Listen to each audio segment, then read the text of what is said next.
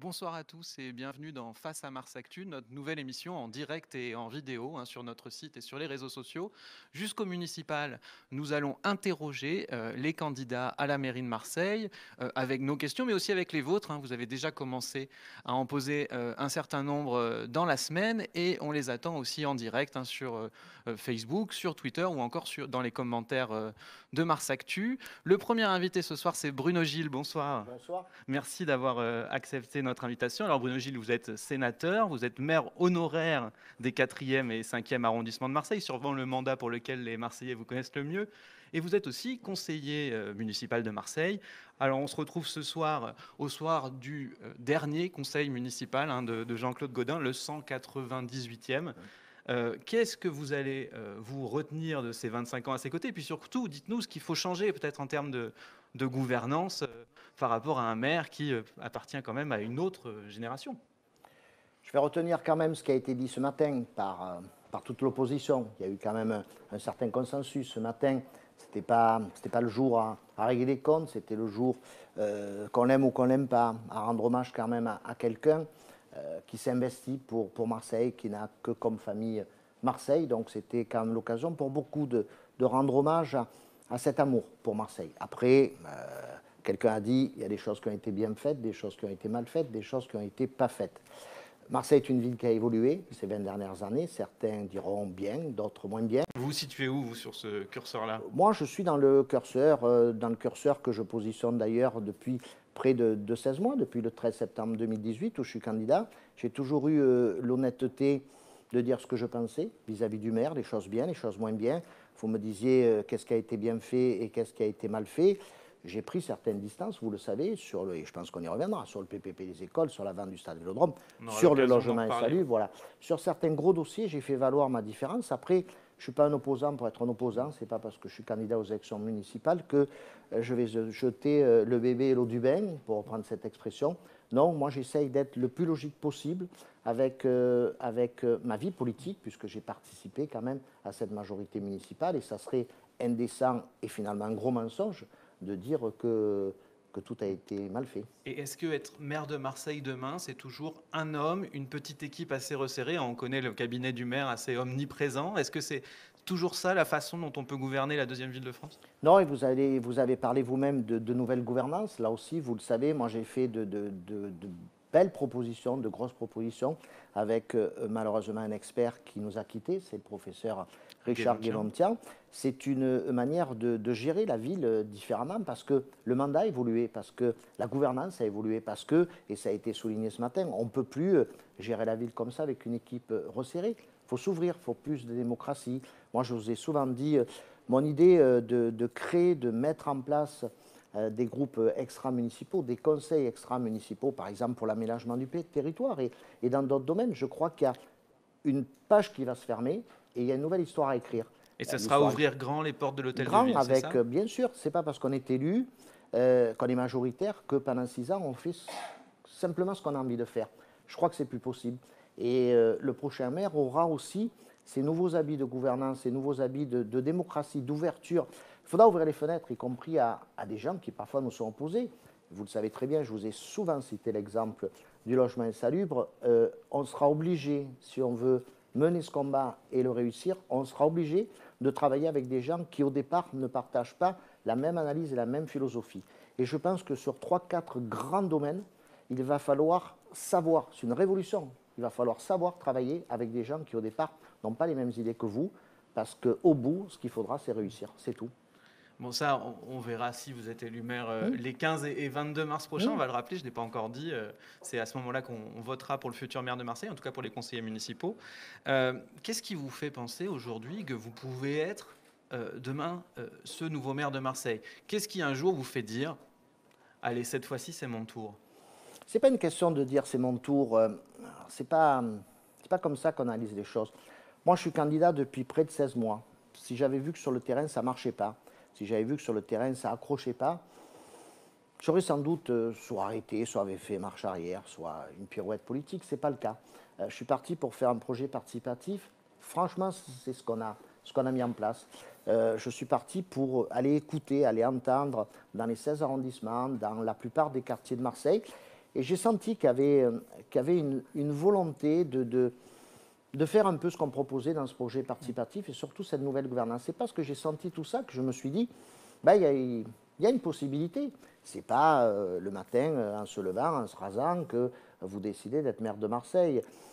Moi, c'est un long cheminement, vous le savez, on n'a pas le temps d'y revenir, sauf si vous le voulez un peu plus tard. Mais On aura c'est ce l'occasion, long en tout cas, cheminement on le qui fait comprendra. qu'à un moment, on se dit, voilà, je pense que je sens comment il va falloir essayer ces 6 prochaines années de diriger, de gouverner cette ville. Si je vous dis que les Marseillais, vous connaissez essentiellement comme le maire des potelets, comme le maire Hum, du quotidien, et qu'on peut peut-être se dire, c'est quoi, comment on construit une vision quand on est Bruno Gilles, quoi. On a l'impression que votre quotidien, c'est ça, que c'est l'ultra proximité. Mais le maire de Marseille, on va lui demander de voir plus loin, de voir au-delà. Comment vous construisez sur ce plan-là?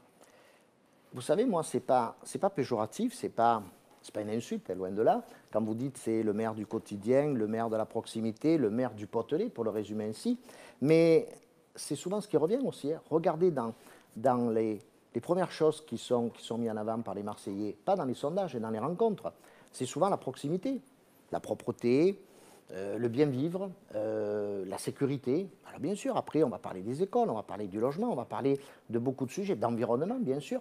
Mais déjà, quand vous arrivez à prendre en compte, à résoudre le quotidien des Marseillaises et des Marseillais, moi, je pense que c'est important. Et c'est vrai, on l'a souvent souligné, de tous bords politiques d'ailleurs. Si j'ai été élu 4 fois maire des 4e et 5e arrondissements, je pense que ce n'est pas un hasard.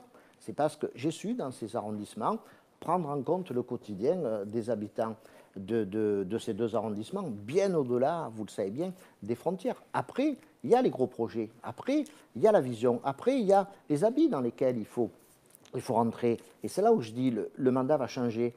Le maire de la 2e ville de France, moi j'insiste souvent en disant le maire de la 2e ville de France, bien sûr qu'il n'a plus les pouvoirs qu'il avait il y a 10 ans, 15 ans, 20 ans, parce qu'il y a la métropole, etc., parce qu'il y a beaucoup de choses. Mais le maire reste le maire de la 2e ville de France. C'est-à-dire que le maire, c'est celui qui peut faire mettre les gens autour d'une table, c'est celui qui peut avoir une vision, c'est celui qui peut régler les problèmes aussi en mettant les autres collectivités autour d'une table.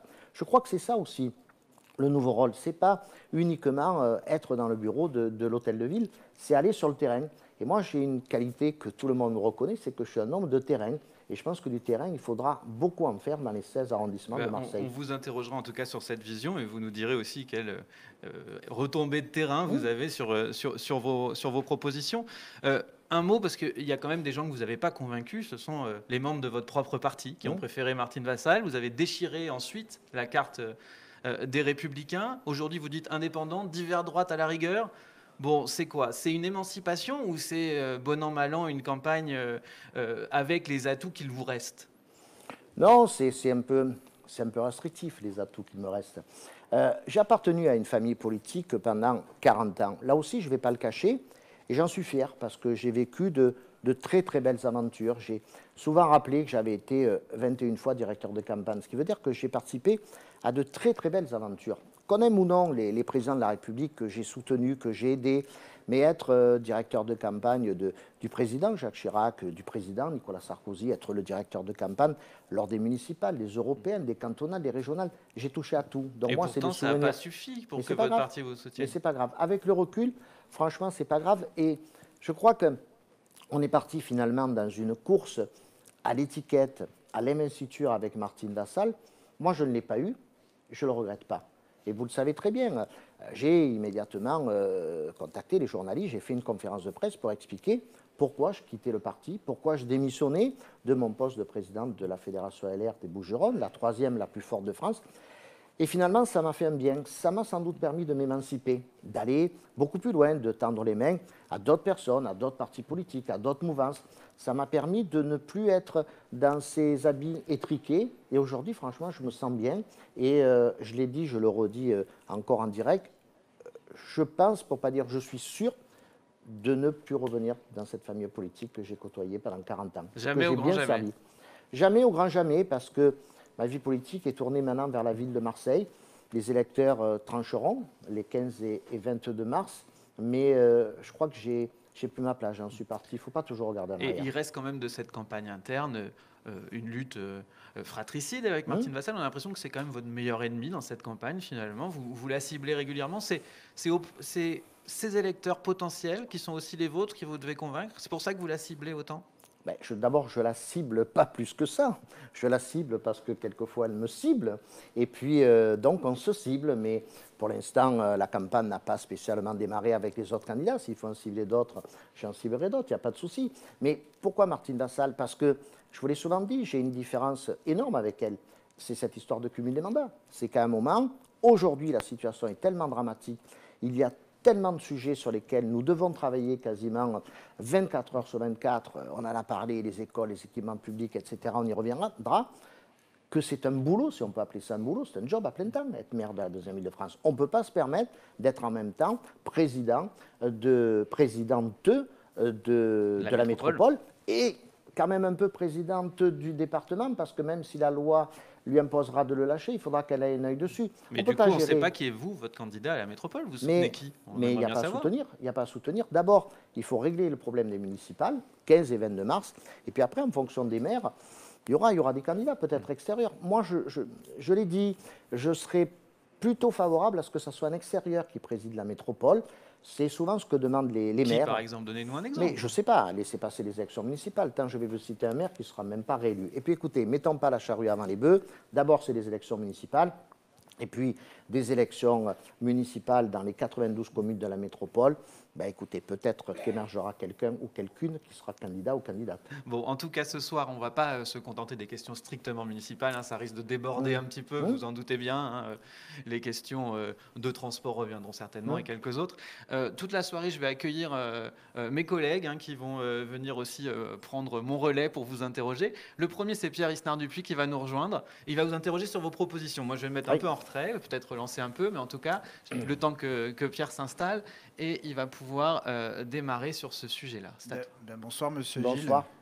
Gilles. Pour commencer, s'il y avait une proposition à retenir dans votre programme, une proposition phare, la seule à retenir, ce serait laquelle pour vous? Une, c'est quasiment impossible. C'est quasiment impossible parce que moi, je mets souvent au même niveau le logement insalubre, la sécurité, l'environnement. C'est ce qui revient des contacts que j'ai. Moi, j'ai la chance par rapport à d'autres candidats, la chance ou peut-être l'expérience, c'est qu'en 15 mois, j'ai rencontré des milliers et des milliers de personnes dans tous les arrondissements de Marseille, dans des circonstances différentes, des apéritifs à domicile, des réunions, des rendez-vous dans des entreprises. Donc, moi, c'est le terrain. Je n'ai pas besoin d'un sondage comme l'ont fait certains de vos confrères. Si vous deviez en retenir une, parce que c'est un peu la contrainte qu'on vous donne. Est-ce que est-ce qu'améliorer l'environnement peut régler les problèmes d'insécurité, d'insalubrité? En partie, peut-être. En tout cas, ce qui est sûr, c'est que l'environnement fera partie des sujets les plus importants. Ça sera sans doute la première élection municipale où on parlera d'environnement, plus d'écologie, qui avait peut-être une terminologie politisée. Donc l'environnement fera sans doute partie des priorités. Mais ça, c'est un thème, ce n'est pas une proposition. Ah ben, parmi alors des propositions, écoutez, une seule, c'est impensable, vous le savez bien. Est-ce qu'il faut parler d'investir massivement dans les travaux des écoles? Est-ce qu'il faut parler de la plantation d'arbres dans toutes les rues de Marseille? Est-ce qu'il faut parler de l'augmentation du nombre de policiers municipaux? Alors justement, l'augmentation de ça, c'est une proposition forte que vous avez faite. Le thème de la sécurité, c'est un thème qui vous est cher. Vous proposez de doubler le nombre de policiers municipaux, donc de passer à 1000 policiers municipaux. La question que j'ai envie de vous poser, c'est avec quel argent, Bruno Gilles, puisque la ville de Marseille est une ville qui est fortement endettée. On est environ à 2000 € par habitant de niveau de dette. Embaucher des policiers municipaux, ça se fait sur le budget de fonctionnement. Donc, est-ce que le risque, ce ne serait pas de déshabiller d'autres services que gère la ville? Dans la deuxième ville de France, vous avez à peu près 860 000 habitants. Le ratio des villes, bien évidemment pas équivalente à Marseille, mais un peu moins peuplée que Marseille, c'est un policier municipal pour 1000 habitants. Ce qui veut dire qu'aujourd'hui, on doit passer de 450 à 1000. Certains candidats proposent 1500, 2000. Moi, dès le début, j'ai dit 1000 parce que là aussi, j'ai discuté avec des professionnels de la police municipale, de la police nationale. 1000 pourquoi? Pour avoir 3 secteurs, centre, sud et nord, pour que le secteur nord ne soit pas oublié. Et puis surtout, pourquoi? Pour qu'on crée des corps de police municipale qui soient rattachés à un critère, la police municipale du logement, la police municipale justement de l'environnement. J'ouvre une petite parenthèse, on ne va pas continuer à se lamenter. Vous allez nous dire aussi quand même avec quels moyens vous allez le faire. Oui, mais je vais vous le dire. Mais non, mais autrement, on reste à 405. Si on ne doit parler que de problèmes d'argent, on ne fait rien. Or, aujourd'hui, vous le savez, à la ville de Marseille, en moyenne, il y a à peu près 500 recrutements par an. Moi, je pense que si on fait un concours de 200 policiers municipaux tous les ans, ça nous laisse un recrutement de 300 policiers municipaux, de 300 fonctionnaires d'autres services. Ça permet aussi de redispatcher les effectifs en fonction des services. Et puis, il y aura un sujet qui n'est pas un sujet tabou, c'est qu'il faudra à un moment se débarrasser des compétences qui ne sont plus les nôtres, mais presque jusqu'au bout. Au niveau métropolitain, vous voulez dire? Au niveau métropolitain. L'économie, par exemple, c'est un sujet qui est important. Jamais le maire de la deuxième ville de France ne pourra ne plus parler d'économie. Sauf qu'à un moment, l'économie, il faut qu'il y ait un guichet unique. Renaud Muselier l'a proposé à la région. Moi, je pense que toutes les collectivités, le département, la métropole, la ville de Marseille, doivent accepter ce guichet unique. Ce qui veut dire que dans ces cas-là, il y aura moins besoin de fonctionnaires dans un service qui touche à l'économie au sein de la ville de Marseille. Il y a encore beaucoup de domaines où vous savez très bien que les compétences ne sont plus partagées, mais il y a encore des services qui font des choses. Je pense que là aussi, en faisant un audit financier et de personnel, ça permettra qu'on puisse faire des économies. La ville est très endettée, il faudra sans doute faire des efforts. Peut-être, je vais utiliser un mot tabou presque provocateur, il y a un dossier, les écoles, on y reviendra, ou peut-être faudra faire un emprunt, un vrai emprunt école.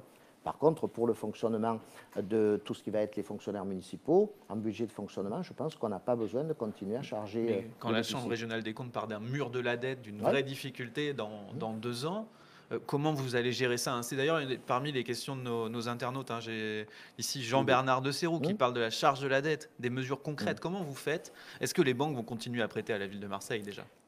La Chambre régionale des comptes a émis toute une série, vous le savez, de recommandations. Le prochain maire sera obligé de prendre en compte ces recommandations, ce qui ne lui empêchera pas de discuter.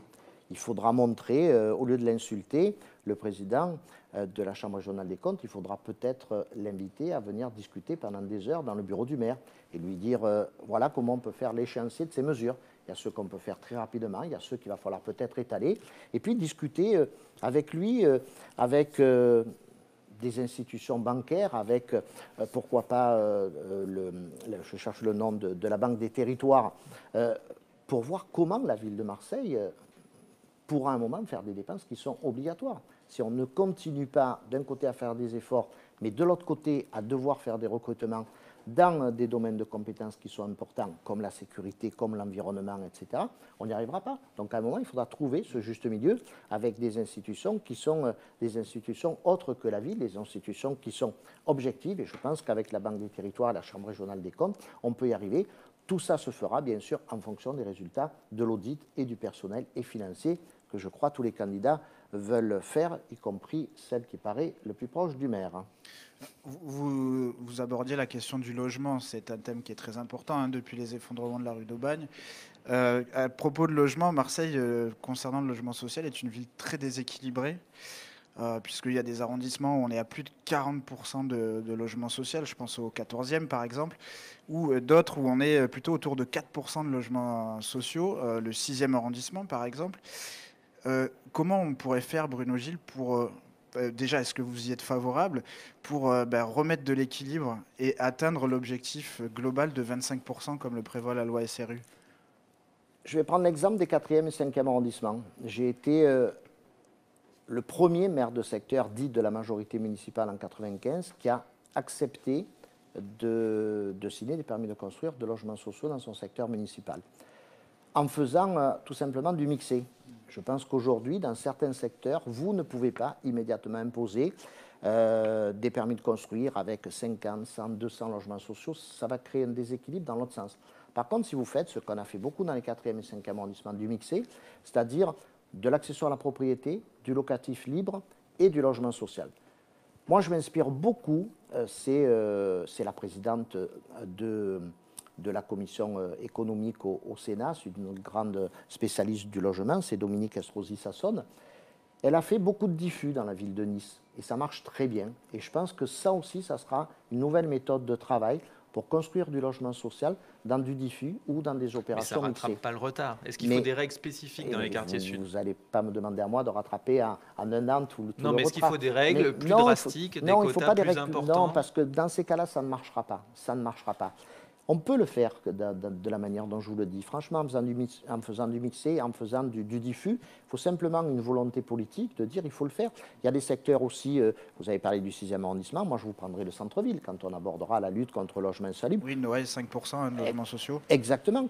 Alors que, à mon avis, une des solutions pour régler le problème du mal logement, du logement insalubre dans l'hyper-centre-ville, c'est de faire du logement social. C'est de faire du logement social de qualité, mais d'y ajouter du mixé, d'y ajouter du locatif libre et d'y ajouter de l'accession à la propriété. D'ailleurs, quand vous prenez le drame de la rue d'Aubagne, avec les 8 morts et les 3 immeubles, dont un déconstruit et 2 écroulés, vous aviez tout ce type d'ailleurs de population. Vous aviez des gens qui étaient propriétaires, des gens qui étaient locataires. C'est ça qu'il faudra faire, c'est arriver à remettre en avant, refaire accepter ce bien-vivre avec plusieurs populations en même temps. Et je pense que c'est une des solutions, et je rediscuterai, je vous le dis, parce qu'elle a réussi à faire quelque chose de fabuleux. Alors moi, mon exemple, c'est pas Nice, mais en tout cas, elle a réussi à faire des choses assez intéressantes. Dominique Estrosi, je pense qu'il faudra s'en inspirer. Vous parlez de compétences. Est-ce que la métropole a récupéré la compétence du logement, justement? Est-ce que vous trouvez que c'est un bon transfert de compétences, puisque vous disiez précédemment qu'il fallait aller vers certains transferts de compétences? Sur le logement, il y a 2 choses avec le transfert des compétences avec la métropole.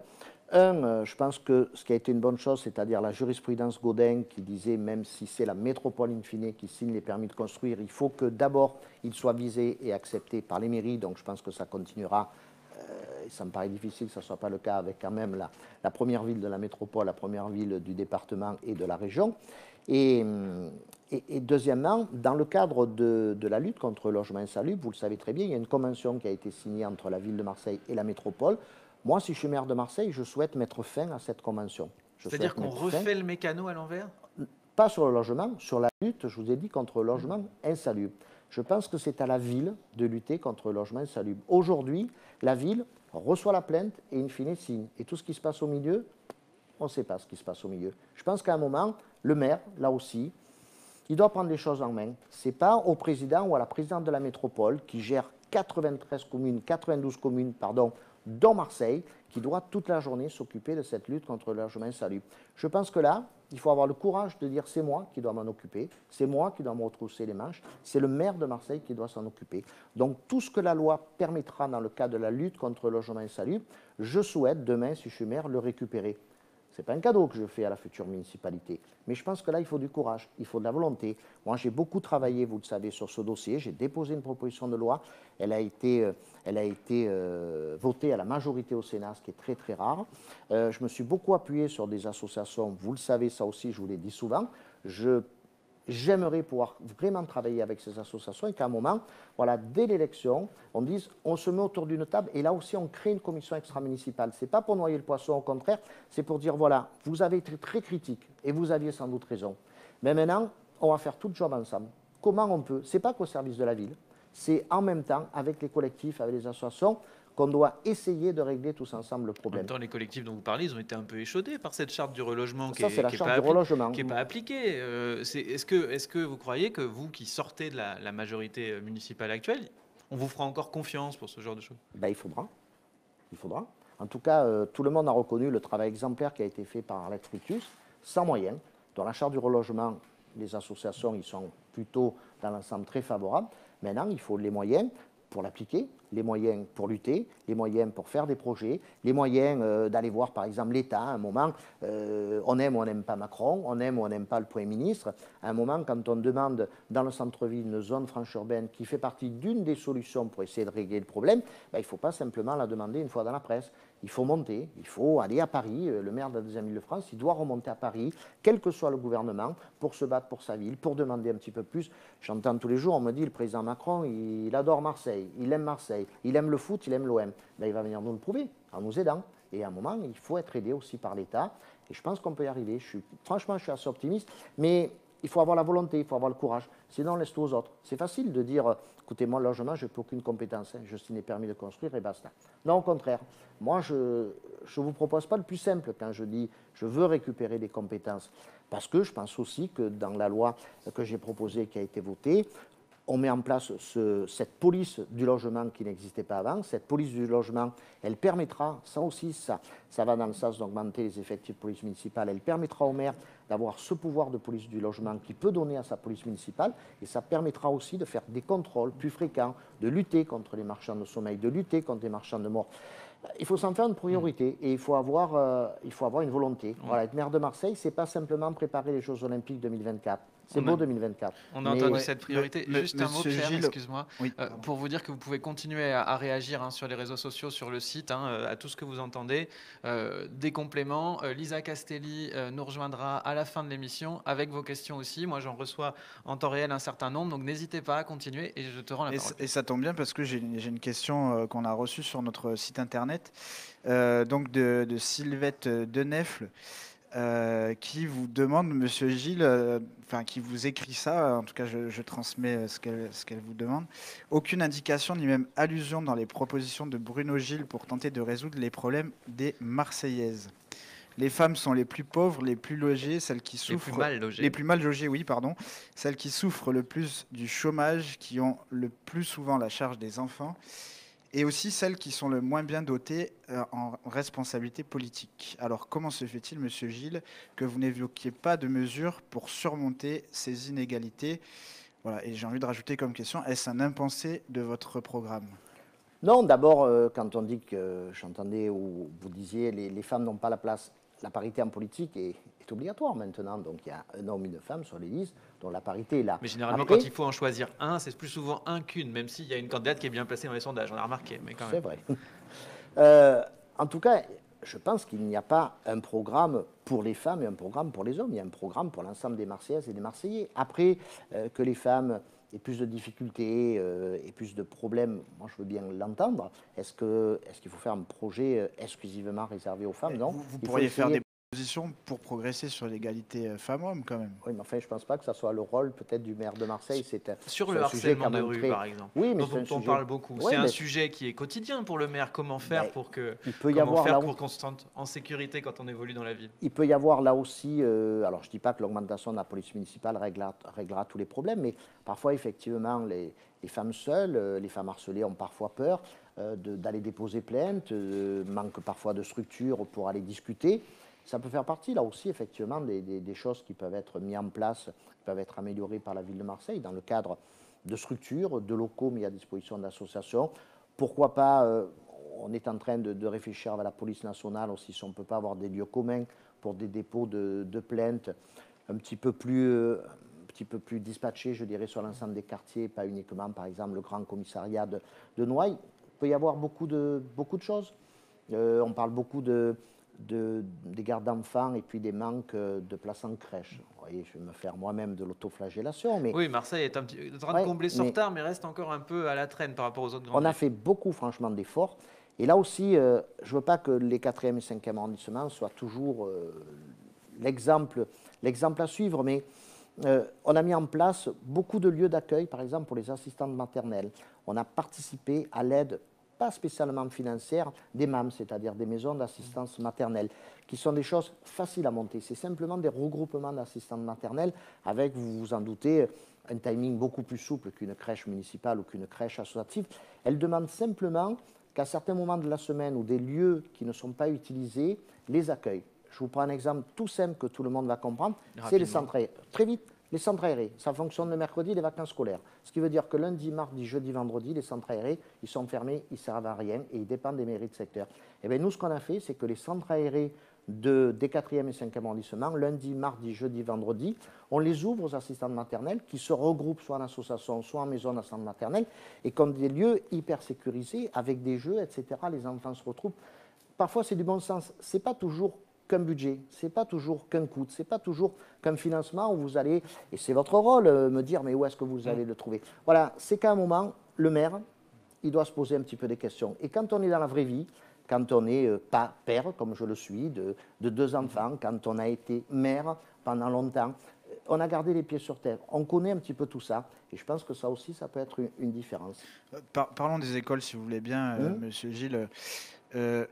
Voilà, il y a le collectif pour la rénovation des écoles qui nous a envoyé toute une batterie de questions. J'étais obligé d'en garder que quelques-unes parce que ça aurait été compliqué de toutes les donner.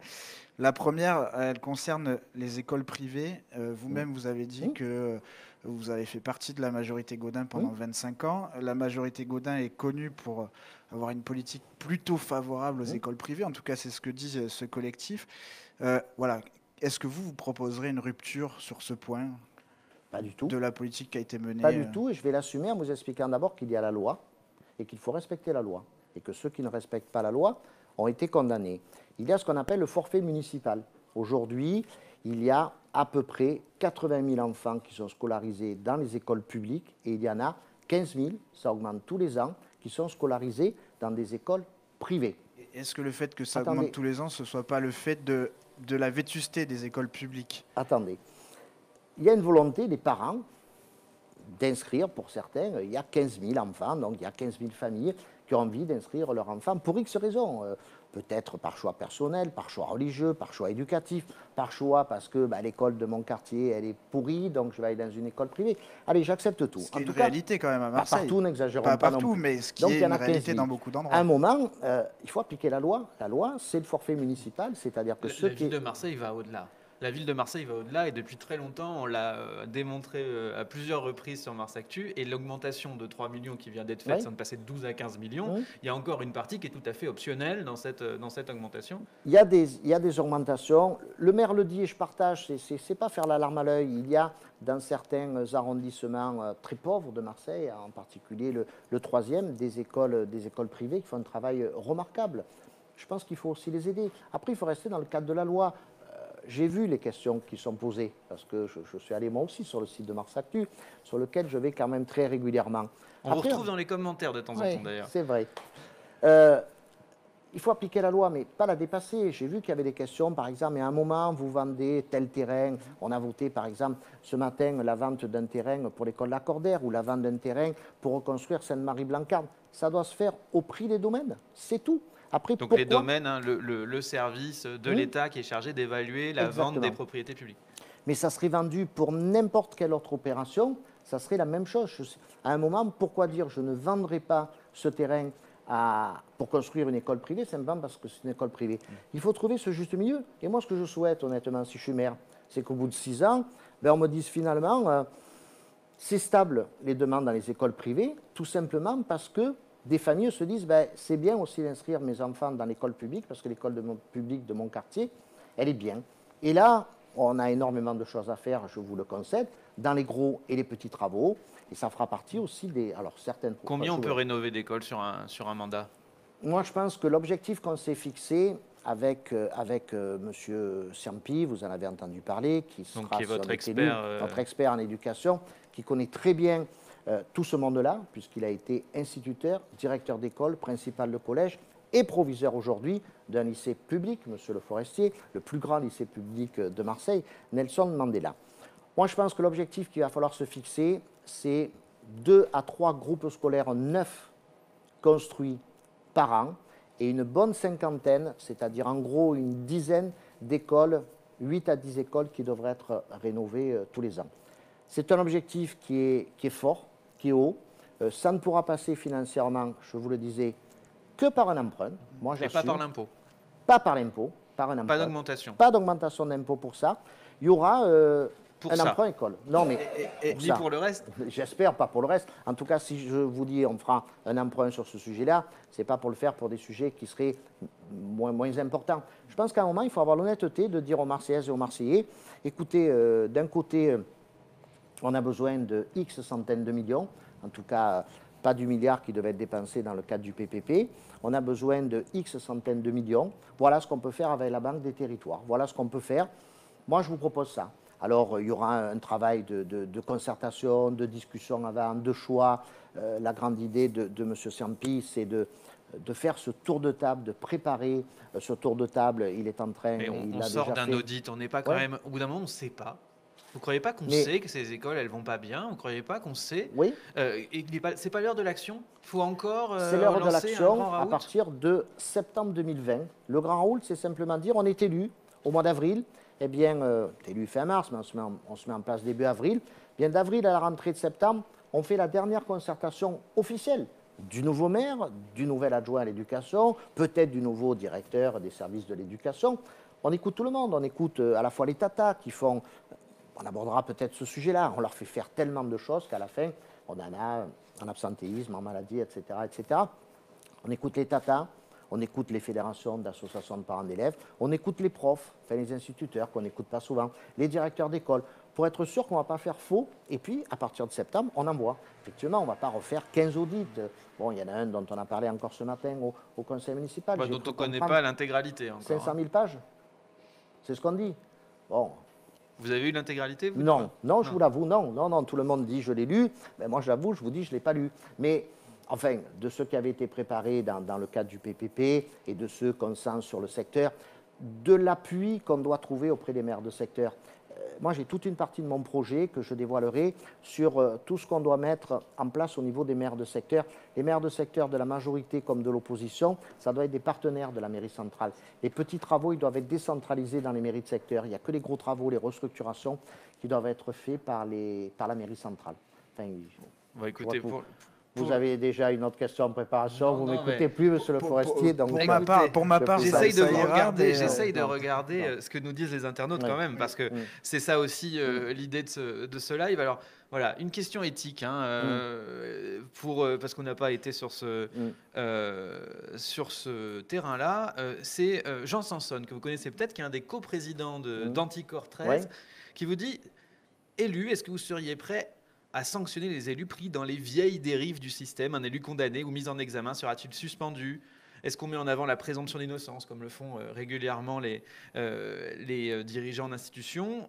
Ou est-ce qu'on dit, il y a une entorse à l'éthique, au-delà du pénal, au-delà du légal, il y a une entorse à l'éthique, et à ce moment-là, il faut savoir prendre un pas de retrait. On a vu qu'André Malraux, par exemple, est toujours adjoint au maire, malgré sa condamnation. Plusieurs réponses. D'abord, Jean-Marie Le Forestier, je pense que vous le savez parce que vous êtes attentif, et ou vous ou d'autres de l'équipe de Mars Actu sont présents à toutes les conférences de presse. Au Club Pernod, j'ai été le premier candidat à présenter tout ce qui concernait justement l'éthique, la gouvernance, la charte qui sera signée par les candidats et par les élus. Bon, c'était à l'époque, je le redis, présenté par le professeur Guéventière, mais on a gardé tous ces documents. On est allé loin. Après, d'ailleurs, ça a été repris par mon ami Renaud Muselet à la région, ça a été repris par le professeur Berland, mais enfin, moi, c'est pas question de dire... Vous êtes pour quelque chose de strict? Pour quelque chose de très strict en termes de présence et en termes d'éthique par rapport à ce qui s'est passé aujourd'hui. Moi, je ne veux pas spécialement fixer le cas d'André Malraux. André Malraux est adjoint au maire. C'est quand même un cas d'école qu'on maîtrise. Il a loué, donc on va rappeler, il a loué un garage à moto en studio qui était insalubre au dire même de la ville de Marseille, et il a été condamné pour ça. Et pourtant, il est toujours là. On a régularisé le permis de construire. Il a écrit sur un papier en tête de la ville à sa locataire pour lui dire qu'elle ne payait pas le loyer. Je vois que vous connaissez bien le dossier. Je connais le dossier par cœur. Mais honnêtement, quelque chose comme ça ne doit pas exister. Soyons honnêtes. Le maire de Marseille doit convoquer André Malraux dans son bureau et lui dire, mais tu dois démissionner. En plus, c'est son ami, tout le monde le sait. Il va lui dire, tu démissionnes, tu rentres tes délégations, tu arrêtes tout. Voilà. Mais je veux dire, c'est pas plus compliqué que ça. À un moment, moi, je veux bien l'histoire de la présomption d'innocence. Alors là aussi, est-ce qu'on doit, nous, être en décalage par rapport à ce qui se fait au niveau national? Je ne peux pas trancher, moi, comme ça. Mais en tout cas, moi, je vais être très strict dans les décisions, je vais être très strict sur l'exemplarité, je vais être très strict sur la présence. À Paris, vous le savez très bien, les députés, les sénateurs, ils ont des amendes. Moi, je pense que les élus qui ne sont pas présents au conseil municipal, on doit avoir des retenues sur les indemnités. Tout ça doit être fixé. Il ne faut pas que ça soit simplement démago pour dire « je veux laver plus blanc que blanc ». Mais à un moment, il y a un cadre, il faudra remplir ce cadre, et puis les élus devront s'y conforter. C'est comme ça. Concrètement, ça veut dire que vous voulez écrire un nouveau règlement intérieur? C'est ça que ça veut dire concrètement? Oui, mais pourquoi pas? Mais oui. Moi j'aurai cette charte, il y aura cette charte qui sera signée par les candidats, après c'est pour qu'elle soit appliquée. Ça me paraît logique. Voilà. Moi, je suis... vous savez ce qui m'est arrivé au niveau santé. Je ne veux pas revenir chaque fois dessus. Ce qui fait qu'aujourd'hui, moi, je suis dans une vraie démarche de changement. Et quand on s'est emparé avec le professeur Guéventian de tout ce sujet de gouvernance, d'éthique, de transparence, c'est costaud ce qui nous a écrit. Et quand à un moment j'ai dit ben, on y va, on y allait, on l'a présenté, ça sera de nouveau écrit dans le programme, ça veut dire que si on l'écrit, c'est là aussi pour le faire respecter. Ça ne sera pas facile tous les jours, ça aussi c'est un changement de mentalité. Quand on dit on va, comme à Paris, mettre en place un projet participatif, je ne vous dis pas que tout le monde, il y en a qui grincent des dents dans mon équipe parce que c'est une nouveauté, mais de dire voilà, mais servons-nous de la démocratie des 8 mairies de secteur tous les ans. Il y a 8 projets qui émergent des 8 mairies de secteur. Et puis après, on en choisit un et on le vote au conseil municipal. Il ne faut pas que ce soit des choses de 10 millions d'euros, on ne les aura pas. Mais quelque chose comme, je dirais proportionnellement par rapport à ce qui se fait à Paris, mais ce qui veut dire que ben, la population dans chaque secteur municipal, au-delà des possibilités d'investissement des mairies de secteur de la loi PLM, ben, la population choisit un projet. Et ce projet, ben, la mairie centrale donne les moyens financiers pour qu'il soit réalisé. C'est epsilon par rapport à d'autres choses. Je suis d'accord avec vous, par rapport à l'histoire du garage à vélo de Mallery. C'est peut-être epsilon, mais c'est une manière aussi de dire, voilà, il y a un changement de mentalité. Et c'est toutes ces petites choses qui vont être additionnées. On aura donc bouclé la boucle sur justement la participation des habitants. On avait commencé par là. Je vais libérer Pierre pour cette partie de proposition et j'accueillerai un peu plus tard une de mes collègues. Je vous propose maintenant de parler un peu de votre casting, des soutiens que vous avez ou ceux que vous n'avez pas d'ailleurs. Hein, on va faire un peu les deux. Le ralliement peut-être le plus surprenant depuis le début, c'est Lisette Narducci. Lisette Narducci, maire des 2e et 3e arrondissements, mais aussi incarnation pendant longtemps du premier cercle de Jean-Noël Guérini. Ce même Jean-Noël Guérini qu'avec Renaud Muselier, vous avez combattu. C'est quoi? C'est la rédemption? Ça y est, vous accordez votre rédemption à un système où on voyait Renaud Muselier brandir Gomorrah, la mafia italienne comme pénétrant Marseille. Alors, vous avez viré votre cutie? Non, on peut le présenter. Vous avez raison de le présenter comme ça. C'est une manière de le présenter. Mais j'ai beaucoup discuté avec Lisette Narducci avant de faire ce choix, qui est un choix aussi personnel, d'accepter que Lisette Narducci se rallie à nous. Et pas l'inverse. Et Lisette Narducci, on peut rappeler sa proximité avec Jean-Noël Guérini, on peut rappeler tout ça, bien évidemment. Sauf que Lisette Narducci, c'est aussi le maire des 2e et 3e arrondissements. Et moi, qui ai été maire d'arrondissement pendant longtemps, je suis assez admiratif du travail, de l'investissement de cette femme dans ces 2 arrondissements et parfois du manque de confiance, en tout cas des portes qui se sont fermées de la mairie centrale pendant ce mandat-là. Je suis d'autant bien placé pour le savoir que il y a encore quelques années, j'avais quelques responsabilités dans mon parti politique. Et qu'en 2014... Il y a encore quelques mois même. Oui, il y a quelques mois. Et qu'en mars 2014, j'étais directeur de campagne de Jean-Claude Gaudin. Donc, je sais qu'est-ce qui a été... Vous étiez un des artisans de cette fusion avec Lisette Narducci entre 2 tours. Hein, la surprise de 2014, une maire de gauche qui se rallie à Jean-Claude Gaudin. Exactement, et je sais ce qu'on lui a promis. Et on n'a pas tenu notre promesse. Et franchement, aujourd'hui, être maire de secteur, avec dans son secteur municipal, avoir le 3e arrondissement, c'est sans doute le secteur municipal où il y a autant de différences entre les 2 arrondissements. Le 2e arrondissement avec Euroméditerranée, avec le port, avec le MUSEM, avec les croisiéristes, etc. Et puis ce 3e arrondissement que j'ai découvert, que j'ai redécouvert, parce que le 3e arrondissement, j'y ai travaillé il y a bien longtemps quand j'étais dans la visite médicale. Et là, je l'ai redécouvert et je me dis, il faut avoir là. On connaît la photographie de ce secteur, mais vous ne répondez pas à la question. Ça veut dire qu'on peut avoir été longtemps aux côtés de Jean-Noël Guérini et trouver sa place chez Bruno Gilles aujourd'hui. Parce qu'à un moment, il faut aller choisir ceux que je pense être les meilleurs, ceux que je pense être les plus investis, ceux que je pense être ceux qui ont envie de faire quelque chose pour leur secteur municipal. Et bien, je pense qu'aujourd'hui, effectivement, entre Lisette Narducci et Solange Biaggi, je pense que c'est Lisette Narducci qui a plus envie d'essayer de faire un effort pour ces 2 arrondissements. Donc voilà pourquoi, quand Lisette Narducci m'a dit « moi j'aimerais bien qu'on travaille ensemble », parce qu'on a été maire de secteur ensemble, parce que tu sais ce que c'est, parce que les écoles, parce que, j'ai dit banco, on va y aller ensemble, voilà. Et donc je gomme cette partie, je gomme 2008, où j'ai fait d'ailleurs des débats face à Lisette Narducci. Elle représentait allez, comment vous dites, le côté obscur de la force. Et puis moi, j'ai pas dit ça, je vous laisse l'expression. Obi-Wan Kenobi de l'autre côté. Ben oui, ben voilà. Ben aujourd'hui, on se rejoint parce que je pense qu'il faudra faire quelque chose. Et que tout ce que je veux faire, tout ce que je veux décentraliser au niveau des mairies de secteur, toute cette proximité, vous disiez tout à l'heure, le roi des potelets, c'est ça? Eh ben, je dis le maire des potelets. Ou le maire des roi, potelets, si ouais, c'est pire, pardon. Le maire des potelets, eh ben, parce que je pense qu'effectivement, il faut retrouver cette proximité. Je pense que Lisa Lucie peut le faire. D'accord, donc on a bien compris les raisons de ce soutien. Il y a aussi un autre ancien maire de secteur, Robert Assante, qui vous a rejoint, on va le dire. Mais c'est aussi leur particularité à ces deux-là, c'est aussi d'être un peu sans famille politique à un moment donné. Et donc, est-ce que vous n'êtes pas aussi une valeur refuge, entre guillemets, pour des gens qui sont en marge de leur famille politique d'origine? Bah, écoutez, finalement, tous ceux qui, comme vous dites, n'ont plus de famille politique se joignent à moi, mais tant mieux. Et puis peut-être que d'autres partis politiques, Parti radical, l'UDI, qui je crois n'a pas encore choisi son camp, le MoDem. Vous espérez qu'ils vous rejoignent? Écoutez, en tout cas, moi ce que je remarque, c'est que d'un côté, il y a un habit restreint qui est les Républicains, et puis de l'autre côté, beaucoup de gens qui ont envie de faire ce bout de chemin avec moi. Je trouve que c'est bien.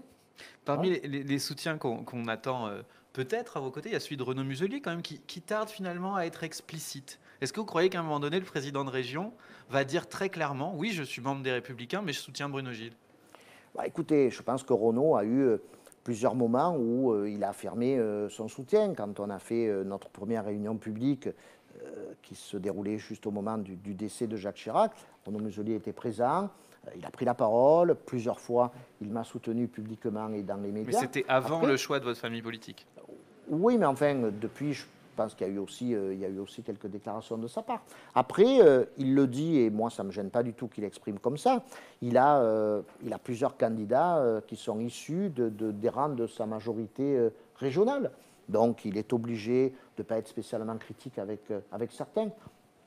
Moi, je sais au fond de moi les relations que nous avons avec Renaud Muselier.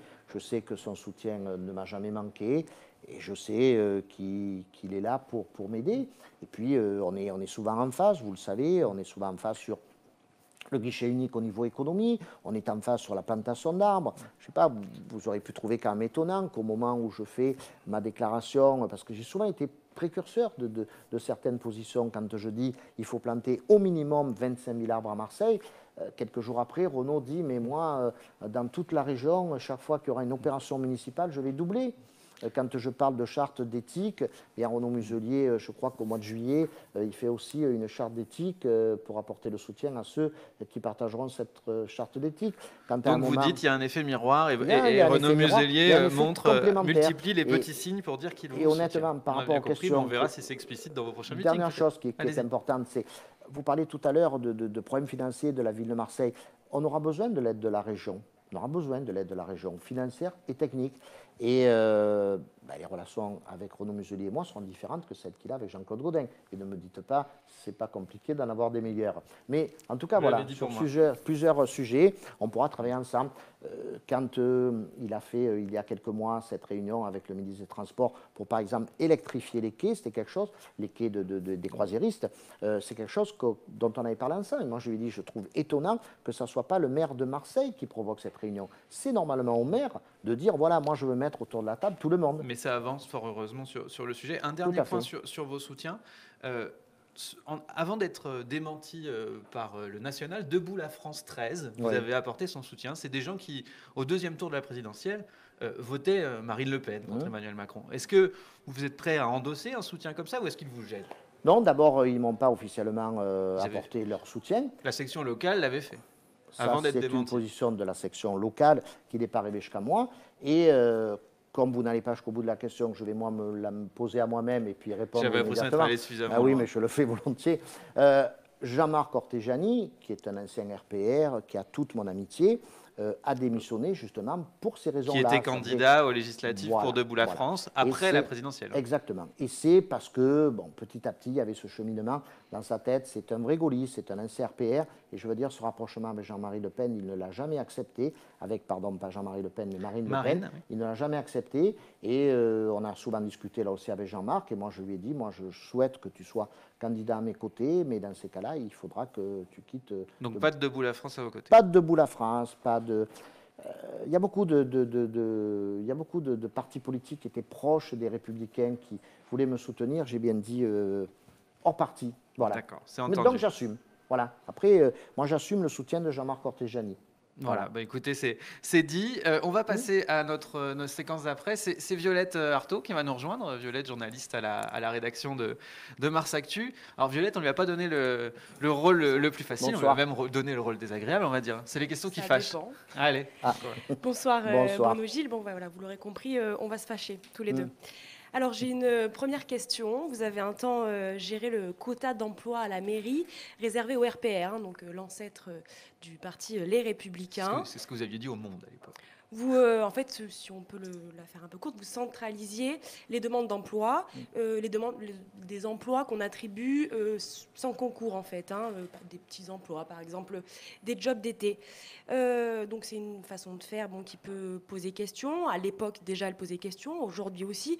Rajoutons qu'à l'époque, une lettre a circulé, une lettre que vous aviez écrite et qui appelait les personnes recrutées à adhérer à FO.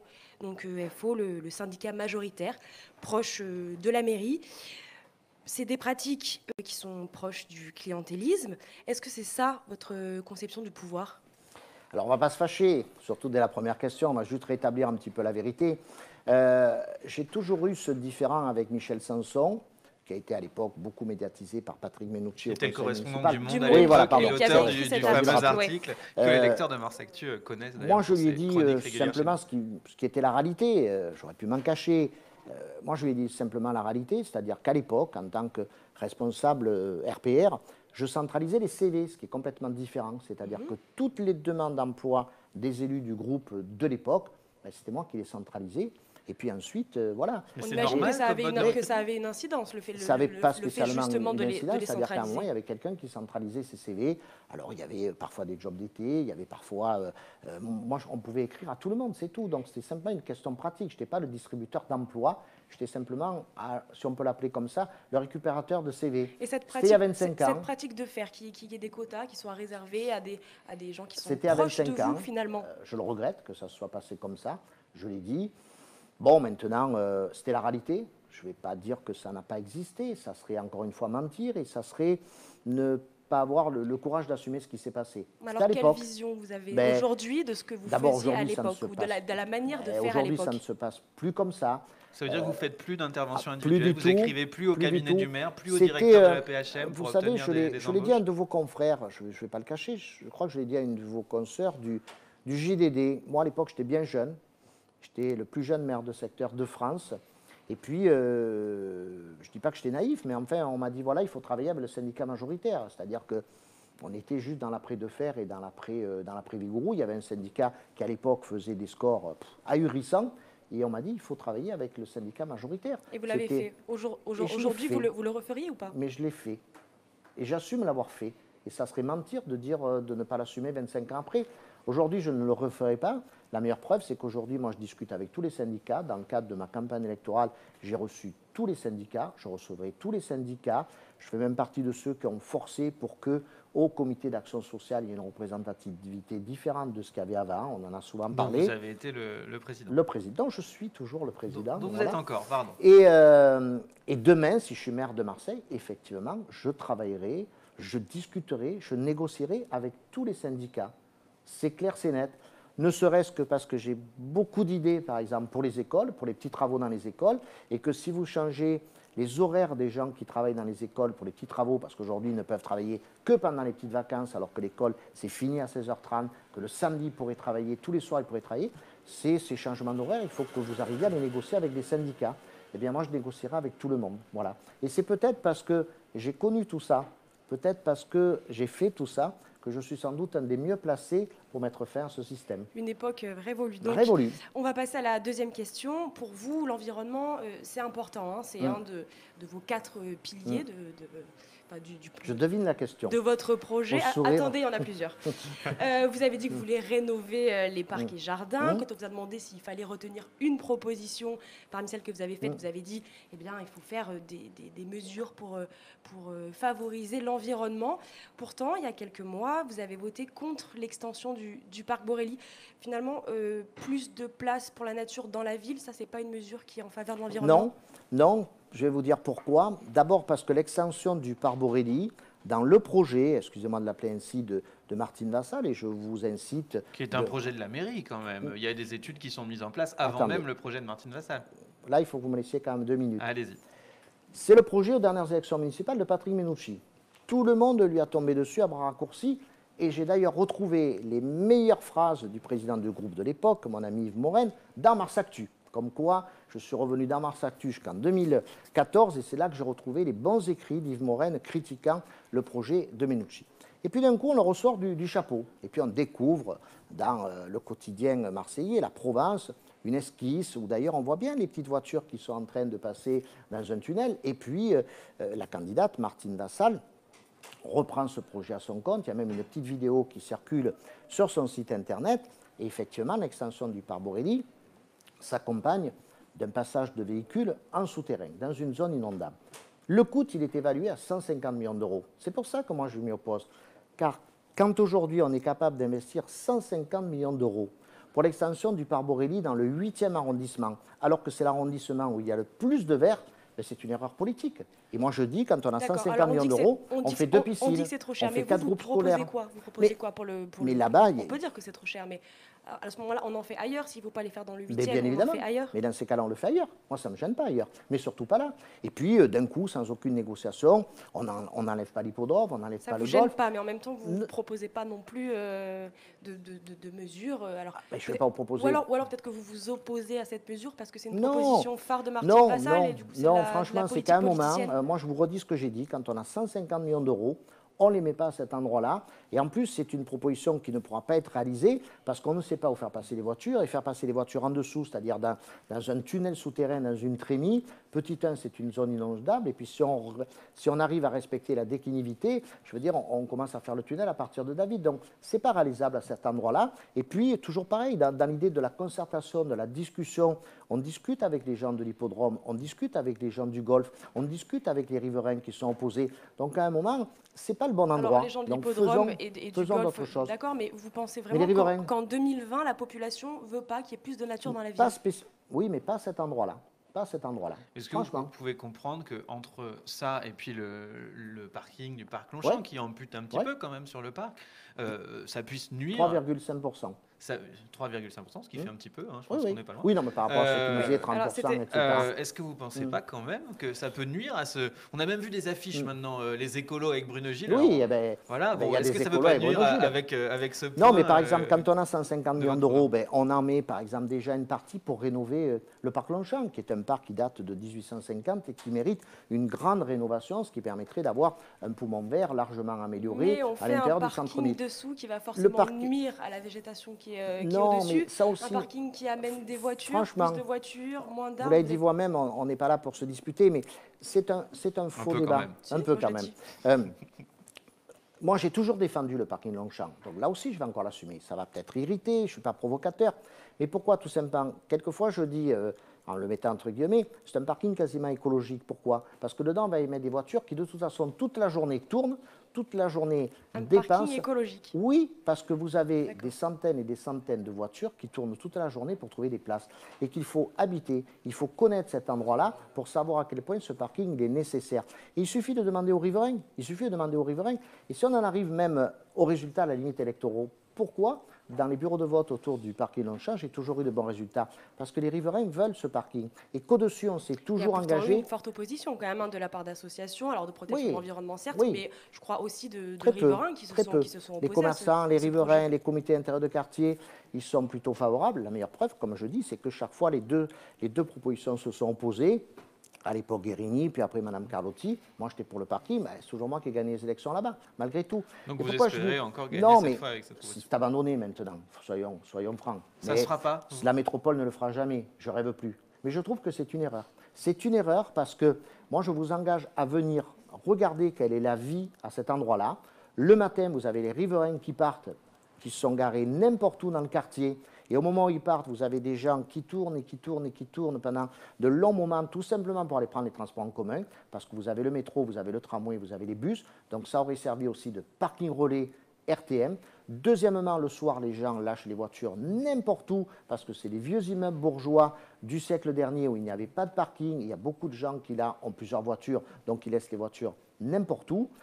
Donc, on aurait pu faire aussi le parking résident. Et puis, il y a beaucoup de commerces au 5 Avenue, ce qui fait qu'on aurait pu faire aussi des parkings avec des prix préférentiels pour les clients des commerces. Mais vous nous dites ce soir que si vous êtes élu, vous ne le relancerez pas. Et au-dessus, on aurait pu faire un magnifique jardin avec des plantations. Il n'y a plus d'arbres au-dessus. Il n'y a plus d'arbres.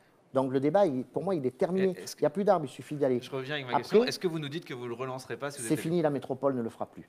Voilà. D'accord. Donc, du moment que la métropole ne le fera plus, moi, je ne vais pas continuer à me battre pour quelque chose qui ne se fera pas. Je trouve que c'est une erreur parce que dans ce périmètre-là, il n'y a pas d'autre endroit où on peut construire un parking.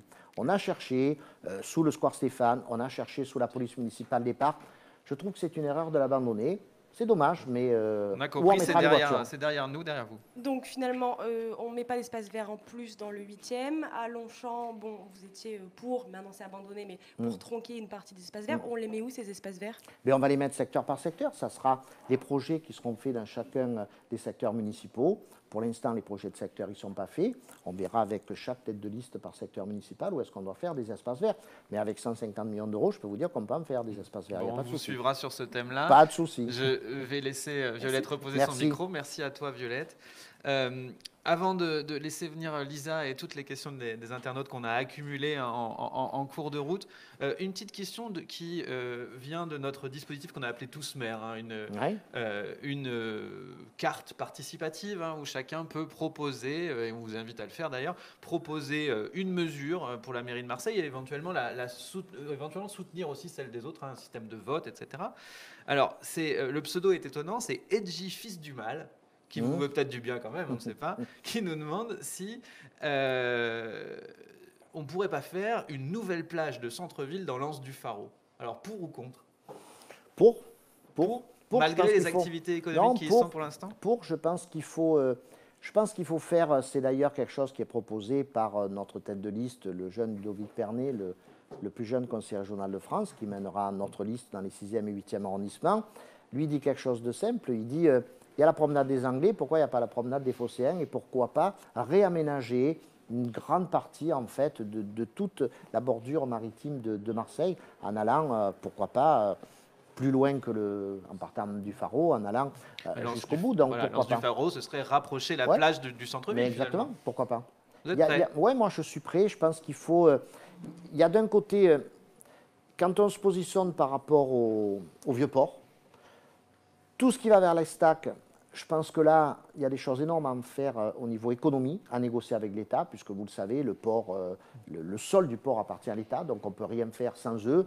Alors on a fait le MUSEM, on a fait les terrasses. Du MUSEM aux terrasses du port jusqu'à l'Estac. Jusqu'à l'Estac. Là, il faut réfléchir sur des projets. Moi, j'aurais bien aimé qu'on puisse faire des efforts au niveau de la préparation des Jeux Olympiques de 2024, en particulier à la voile. Je trouve que ces petits bras de rester sur l'extension de la base du Roucas Blanc. En tout cas, toute cette partie-là. Martine Vassal a proposé une marina, par exemple, au J4 pour justement. Mais pourquoi pas? La marina, pendant des années, ça a été. Oui, enfin, elle l'a proposé, là aussi en reprenant un peu de mes. Mais c'est pas grave, allez, on n'est pas là pour polémiquer. Marina, pendant un certain moment, ça a été un mot, ça a été presque un gros mot, presque un tabou. Non, je pense que cette partie-là, pourquoi pas? Et si on peut faire demain une marina, et si on peut faire demain venir de l'économie, moi je pense qu'il y a de la réparation navale qui peut se faire là. On n'est pas obligé de tout laisser à la Ciotat et à Patrick Boré. Mais par contre, l'autre côté, il faut vraiment des aménagements de plages. Il faut des plages dignes de ce nom. Il y a je ne sais pas combien de milliers de Marseillais qui se sont plus baignés à Marseille depuis je ne sais pas combien de temps. Et quand les touristes disent mais où sont vos plages, il n'y a presque pas de plage à Marseille. Donc je pense qu'effectivement, toute l'autre partie, avec les difficultés effectivement de stationnement, d'accès, mais une vraie plage en centre-ville dans l'Anse du Pharaon, pourquoi pas? Donc on dira à Edgy Fils du Mal que son proposition et il y a, vous savez, des architectes paysagers, je pense, parce qu'il m'a beaucoup aidé. Donc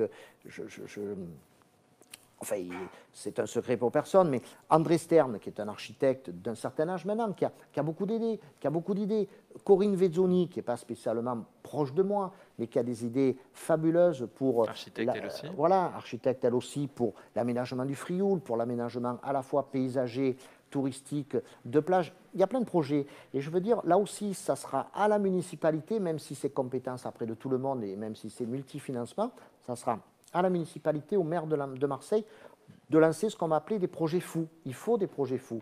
Et dans ces projets fous, il y en a certains qui seront retenus. Pourquoi pas, en tout cas, celui qui me veut du mal m'a trouvé un joli projet.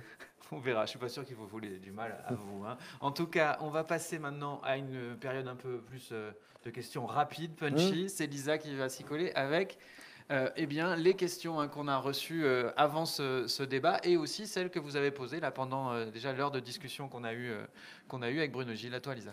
Bonsoir. Bonsoir. Alors, donc sur les réseaux sociaux, on va dire que ça commence assez tranquillement pour cette première édition de notre Face à Mars Actu. On a vos fans qui sont présents, on vante vos qualités, on dit que vous avez les qualités requises, que vous êtes le candidat de l'éthique.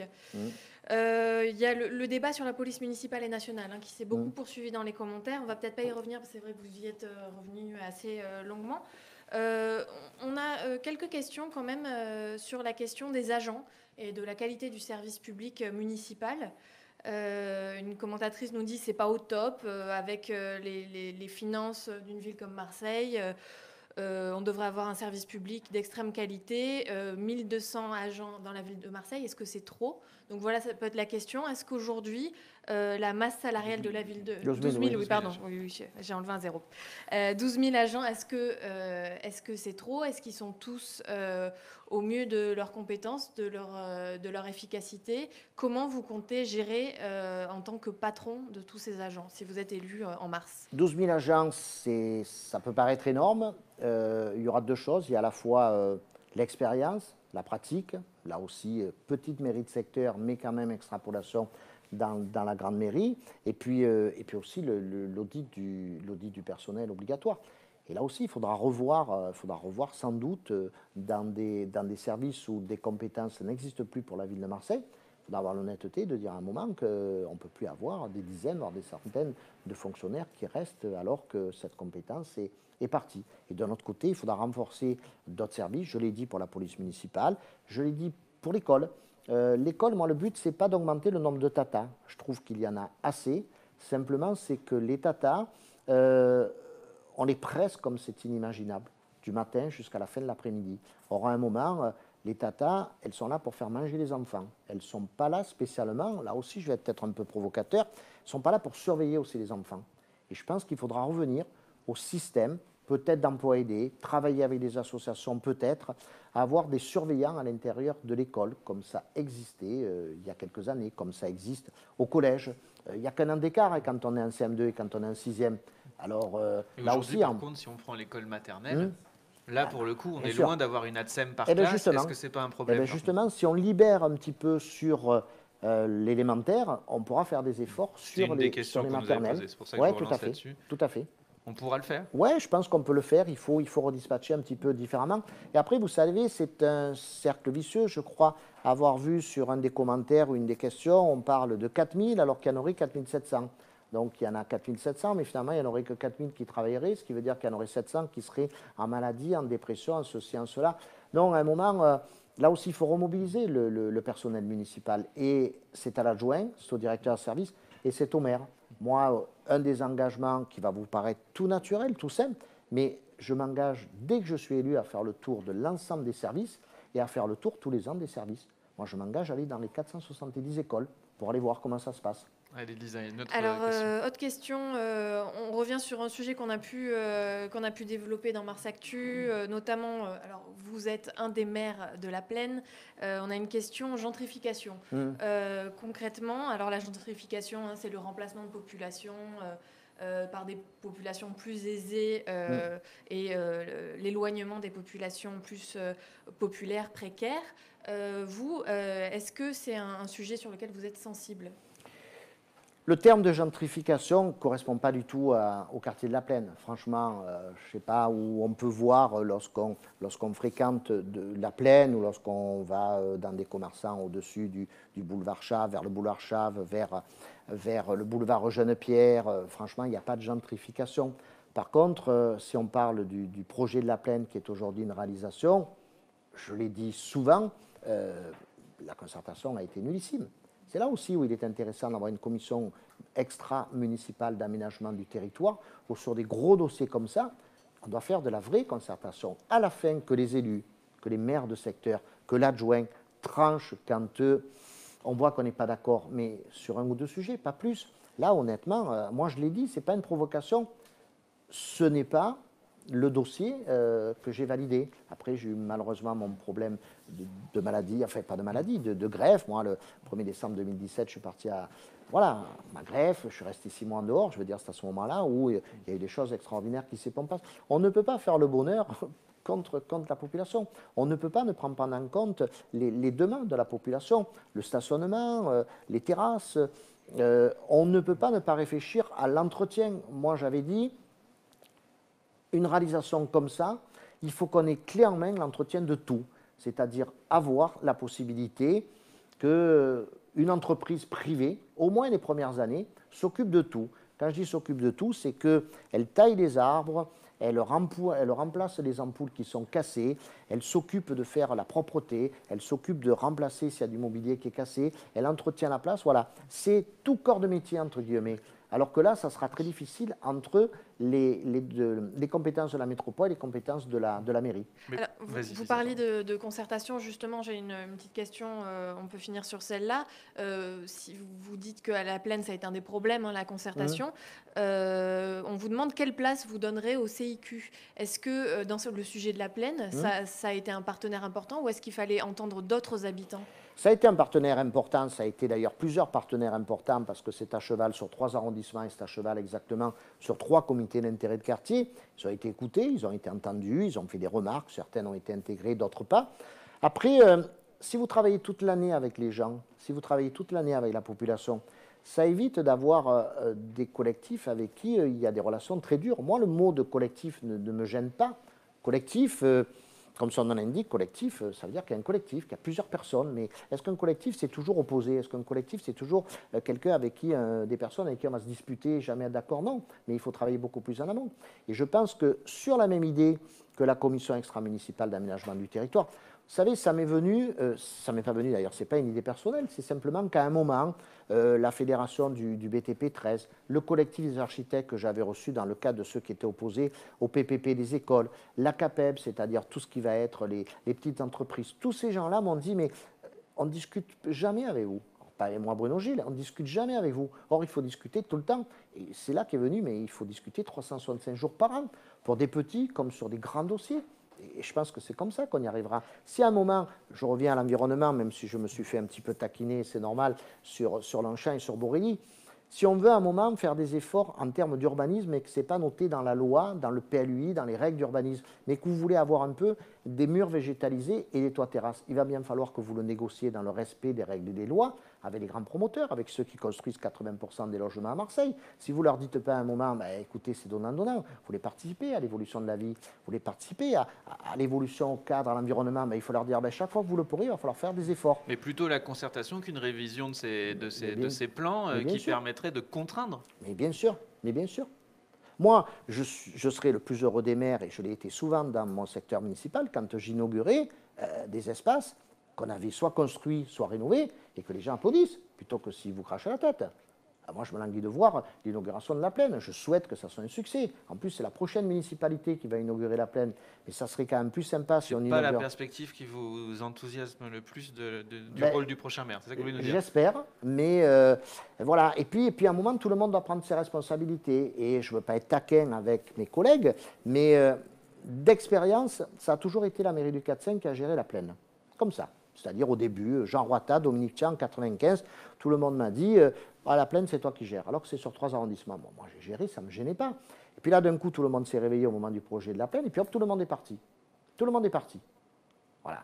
Bon, et c'est M. Chenos, pour ne pas le citer, qui a pris la main avec la présidence de la Soleam. C'est pas normal, c'est pas normal. Parce qu'à un moment, quand on discute avec certains commerçants, il y en a dans le 6e et il y en a dans le 1er arrondissement. Quand il faut discuter avec des commerçants très connus, très implantés, qui peuvent nous donner aussi quelques idées d'aménagement, quelques idées sur la vie nocturne, sur la manière dont ça doit se passer la nuit, eh bien, il faut les écouter. Voilà. Et les mairies de secteur, elles ne vont pas être absentes parce que c'est difficile. Au contraire, c'est quand c'est difficile. Hein. Bon, on aura compris en tout cas que la gouvernance est essentielle. Lisa, oui. Tu voulais conclure? Alors, peut-être une petite question un peu plus insolite. On souligne dans les commentaires votre soutien à la pratique du MMA. Oui.